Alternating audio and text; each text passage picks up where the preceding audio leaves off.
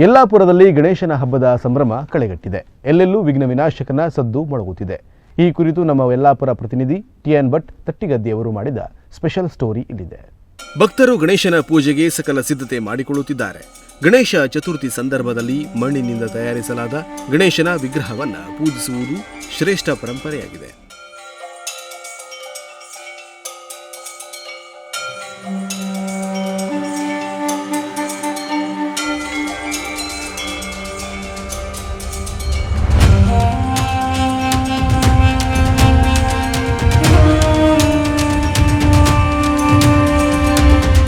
ಯಲ್ಲಾಪುರ ಪಟ್ಟಣದಲ್ಲಿ ಗುಡಿಗಾರ ಕುಟುಂಬದವರು ಸಾವಿರಾರು ಮಣ್ಣಿನ ಗಣೇಶ ವಿಗ್ರಹಗಳನ್ನು ತಯಾರಿಸಿದ್ದಾರೆ. ಇವರು ತಯಾರಿಸುವ ಆಕರ್ಷಕ ಮಣ್ಣಿನ ಗಣೇಶ ಮೂರ್ತಿಗಳಿಗೆ ಅಪಾರ ಬೇಡಿಕೆ ಇದೆ.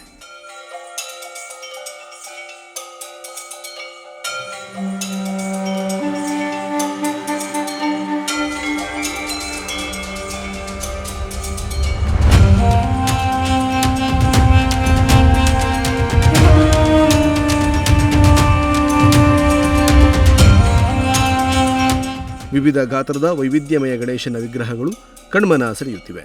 ಯಾವುದೇ ರಾಸಾಯನಿಕ ಬಣ್ಣಗಳನ್ನು ಬಳಸದೆ ನೈಸರ್ಗಿಕ ಬಣ್ಣಗಳನ್ನು ಬಳಸಿ ಗಣೇಶ ಮೂರ್ತಿಗಳನ್ನು ಶಾಸ್ತ್ರೀಯ ಪದ್ಧತಿಯಲ್ಲಿ ತಯಾರಿಸುವ ಪರಂಪರೆ ಈ ಕುಟುಂಬದವರದು. ಇವರು ತಯಾರಿಸುವ ಮಣ್ಣಿನ ಗಣೇಶ ವಿಗ್ರಹಗಳು ಹೊರ ರಾಜ್ಯ ಮತ್ತು ಹೊರ ಜಿಲ್ಲೆಗಳ ಭಕ್ತರು ಸಹ ಇಲ್ಲಿಂದ ಒಯ್ದು ಪೂಜಿಸುತ್ತಾರೆ.